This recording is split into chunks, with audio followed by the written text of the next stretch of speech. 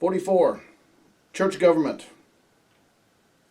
The church is those that are chosen out of this chaotic and sinful world and brought into a grateful, submissive relationship with the Almighty.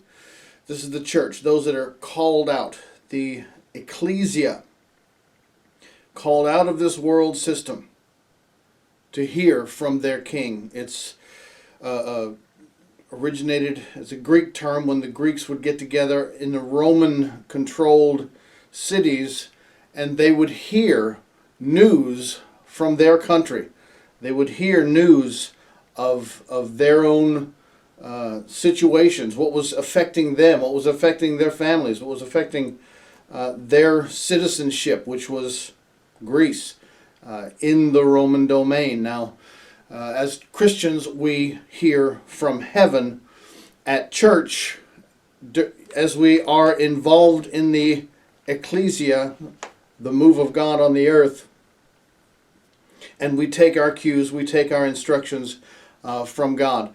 Jesus came and the apostles' doctrine was given so that the people of God would hear and know and understand what God was saying, and they would come together, they would assemble, and they would not allow anybody to tell them that they could not assemble. Now, in persecuted nations, they're going to come together in smaller groups, in house churches, in meetings where it's disguised from government and from watchful eyes.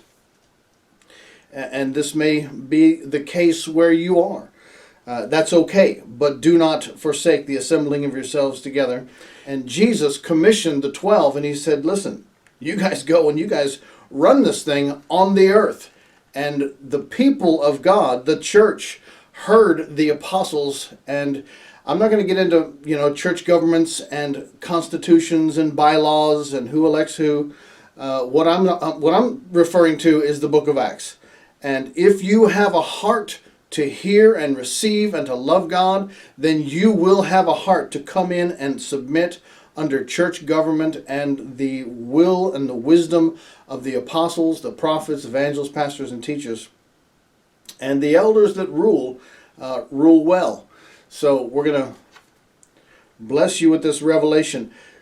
Paul said that there's many teachers, but there's not many fathers. You need to find a father in the Lord, a father figure in Christ Jesus to come in under, that can bless your life, that you can receive blessing from, that you can receive wisdom from. And these 50, these are apostolic teachings and understandings to help you find somebody to pull in under. Or if there is nobody, you be that person that stands up and says, this is the will of the God, this is the way of the Lord, these are the right ways of the Lord. And you can tell the apostles and the prophets because they've got the power. Jesus instituted this church, and he gave the people that heard him power. He gave the people that listened to him power. It's hard to argue when somebody pulls somebody out of a wheelchair and they're healed and they don't go back in that wheelchair. It's hard to argue when people speak the word of God and change nations. It's hard to argue when God Almighty himself comes and changes and shapes an entire nation through someone. And God says, listen, this is the one that I have approved. You don't interpret the Bible interprets you. The Bible interprets the apostles' doctrine. If they are walking in power, God says that's the right interpretation. If they are walking with no power and without the ability without the ability to heal and to bless, see, the elders are supposed to be able to pray for the sick and see them recover.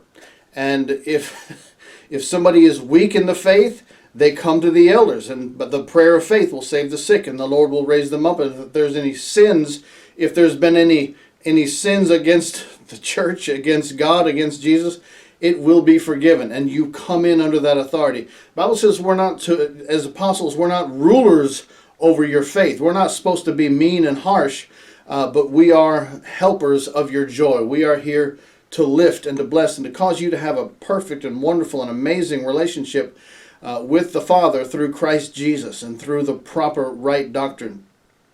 And understand, when we talk about doctrine, nobody's doctrine is perfect.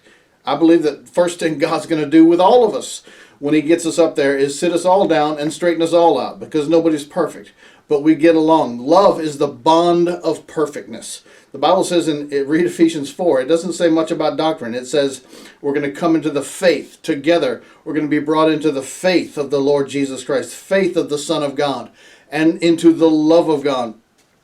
And we're going to strengthen and build one another up. If you got somebody trying to split the church, trying to get you separated from a father, get you separated from the apostles, get you separated from the apostles' doctrine, they're a devil, and watch out. Mark that person that causes divisions among you. Now, having a requirement of entering the church, you hear the good news, you repent and obey the gospel, you make Jesus Lord of all. You believe this promise of new life. You are baptized, and that doesn't wash away your sins. The water doesn't. It just answers a good conscience toward God that you obeyed. Yes, you did. The church is the eternal purpose of God. 2 Timothy 1, verse 9, Ephesians 1, 4 and 5, and Ephesians 3, 8 through 10. The church is the new ethnic, the new nation that God has ordained. 1 Peter 2, verses 9 through 10, and Ephesians 2, 14 through 16. It is the new people of God. It is God's building. Jesus said he would build his church, and he would be the builder of his church. Paul was a wise master builder, and each place he went, each town, each city, he built the kingdom of God. Apostles and prophets lay foundations to build the kingdom of God, and then people build on that foundation, which is Jesus Christ. No other foundation can any man lay, which is Jesus Christ. And the 50 is the foundation is Jesus Christ and him crucified. We preach that in every message. Every one of these messages is based on Jesus Christ and him crucified. What he did for you, what he provided, the person of Jesus, that he is Almighty God and he is Lord. The apostles and prophets are joined by others who build up, the evangelists, the pastors and teachers and elders who strengthen and encourage. Jesus is the only foundation. Let us be very clear. There is no church that is built by God that concentrates on anything other than Jesus Christ, the righteous. Okay? The church of the Lord Jesus Christ is concerned with what concerns the head. That is the preaching of the gospel, the discipling of souls, the denying of self, and the living for Christ. Read the book of Acts. If you see it done in this book, regard it as a command of God to you and to me. We bless, we humble ourselves, and he that is servant of all, watch that person, because they're blessed. They're going to be the one that God is speaking to, that God is talking to. And obey those that have the rule or the responsibility for your souls, because one day you're going to have to give account to the Almighty. You're going to stand before the Almighty, and you're going to give account to how you obeyed, how you worked with, how you served in the kingdom. And if you've been a rebel, if you've been somebody that split churches, if you've been somebody that hasn't submitted to the government of God, the apostles' doctrine, to the apostles, prophets, evangelists, pastors, and teachers, then you're going to be in trouble on that day, because God is going to ask the pastors over you, how were they? And if they give a good report, it's going to go well for you. Remember, any attempts to usurp or undermine the authority in the church is an extreme evil, and do not put up with it for a moment. Love one another, submit to one another, bless one another, and hold together as a family in Jesus' name. And then you tithe and you provide for your pastor. Tithe first. Give to your pastors, bless them, and make sure the gospel is preached and provided for in your local area. And be blessed in Jesus' name as you preach and spread the gospel in your local area. Amen.